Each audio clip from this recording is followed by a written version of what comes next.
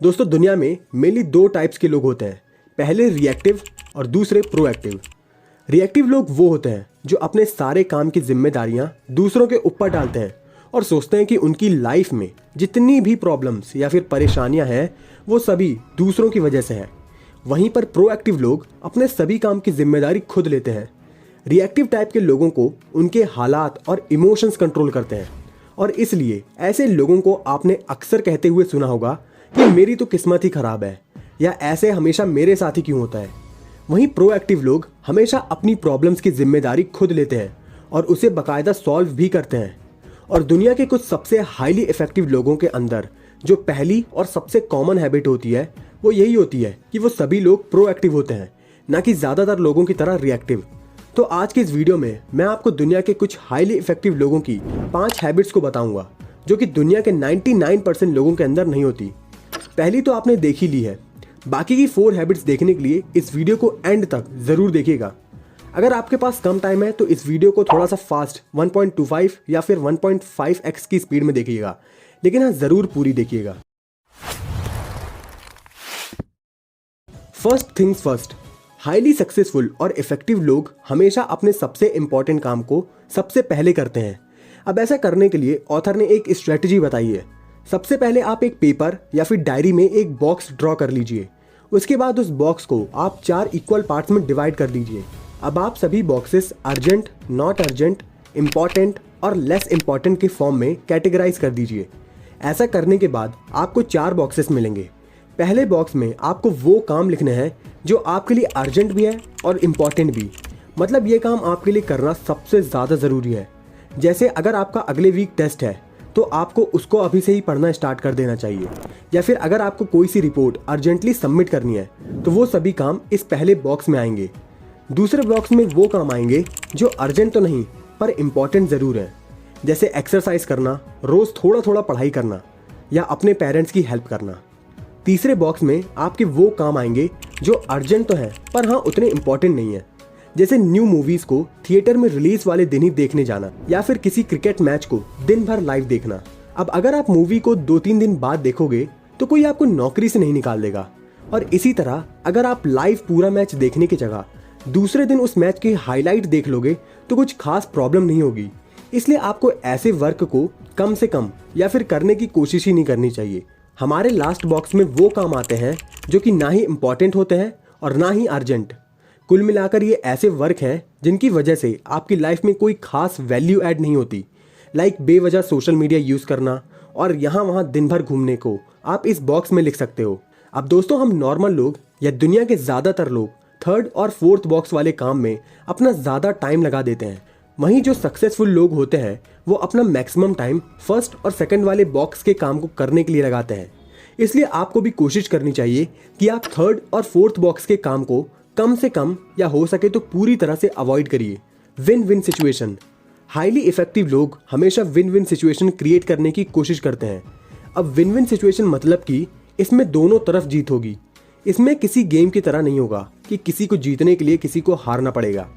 मान लीजिए आपको क्रिकेट खेलना है पर आपके दोस्त को गेम खेलना है, तो इसमें विन विन सिचुएशन ये होगी कि आप क्रिकेट गेम खेल लो। अब इससे आपने क्रिकेट भी खेल लिया और आपके दोस्त ने गेम भी खेल लिया, यानी इसमें आप दोनों की ही विन हुई। अगर इसकी जगह आप में से कोई अपनी बात पर अड़ा रहता तो शायद कोई एक ही खेल पाता, यानी वो विन लूज सिचुएशन होती। या फिर ऐसा भी हो सकता था कि आप दोनों ही कुछ नहीं खेलते, यानी लूज लूज सिचुएशन। हम नॉर्मल लोग ज़्यादातर विन लूज या फिर लूज लूज सिचुएशन पर अपना फोकस करते हैं, और इसलिए आपने लोगों को कहते हुए सुना होगा कि या तो ये चीज़ मुझे मिलेगी या फिर उसे, ये चीज़ सिर्फ मुझे मिलनी चाहिए, अगर मुझे नहीं मिलेगी तो ये किसी और को भी नहीं मिलनी चाहिए। हम नॉर्मल लोगों को यही लगता है कि हमारी लाइफ भी किसी गेम की जैसी है, मतलब यहाँ पर किसी को जीतने के लिए किसी को हारना ज़रूरी है, पर ऐसा नहीं है, क्योंकि विन विन सिचुएशन से सबसे ज़्यादा अच्छे रिजल्ट्स ऑब्टेन होते हैं, और ऐसा करने से हमारे रिलेशनशिप्स भी सामने वाले से स्ट्रॉन्ग और अच्छे होते हैं। वहीं बाकी की सिचुएशंस में आपके रिलेशनशिप अच्छे होने तो दूर की बात बल्कि खराब भी हो सकते हैं। So always try to create win win situation. Synergise, अक्सर आपने कुछ सबसे सक्सेसफुल लोगों को देखा होगा कि वो लोगों के साथ मिलकर बहुत अच्छे से काम करते हैं, और इसी एक साथ मिलकर काम करने को सिनर्जाइज कहते हैं। दोस्तों मेरे घर के पास एक बाजार है जहाँ पर 10-12 बड़े बड़े रेस्टोरेंट्स हैं और वहीं एक छोटा सा रेस्टोरेंट है। पर जब भी मैं बाजार जाता तो एक चीज़ देखता कि उस छोटे से रेस्टोरेंट में उन सभी बड़े बड़े रेस्टोरेंट से 2 गुनी 3 गुनी भीड़ लगी रहती थी। अब पहले तो मुझे भी लगता था कि शायद उस छोटे वाले रेस्टोरेंट में कम पैसे लगते होंगे, इसलिए शायद उसमें ज़्यादा भीड़ रहती है। पर जब मैंने पता किया तो ऐसा कुछ भी नहीं था, बल्कि उस छोटे से रेस्टोरेंट में कुछ चीज़ें ऐसी भी थी जो उन बड़े रेस्टोरेंट से भी कई गुना ज़्यादा महंगी थी। एंड उस छोटे रेस्टोरेंट्स का इतना ज़्यादा सक्सेसफुल होने के पीछे सिर्फ एक ही रीज़न था, और वो था सिनर्जाइज करना। दोस्तों सिनर्जाइज मतलब लोगों के साथ मिलकर काम करना।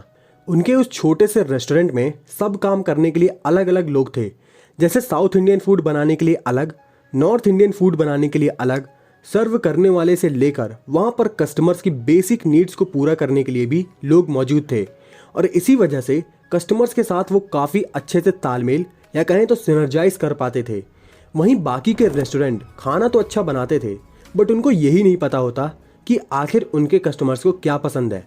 और आपने भी सक्सेसफुल लोगों के अंदर ये हैबिट देखी होगी कि वो हमेशा लोगों के साथ मिलकर बहुत अच्छे से वर्क करना जानते हैं।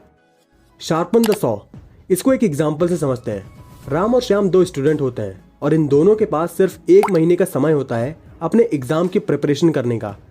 राम पहले दिन से ही बुक्स और नोट्स लेकर पढ़ने बैठ जाता है और उसको जितने भी टॉपिक्स दिखते हैं वो उन सबको पढ़ने लगता है, और जो टॉपिक्स उससे नहीं हो पाते वो उसको बिना पढ़े ही एग्जाम देने चले जाता है। वहीं दूसरी ओर श्याम सीधा एग्जाम की प्रिपरेशन करने नहीं बैठता।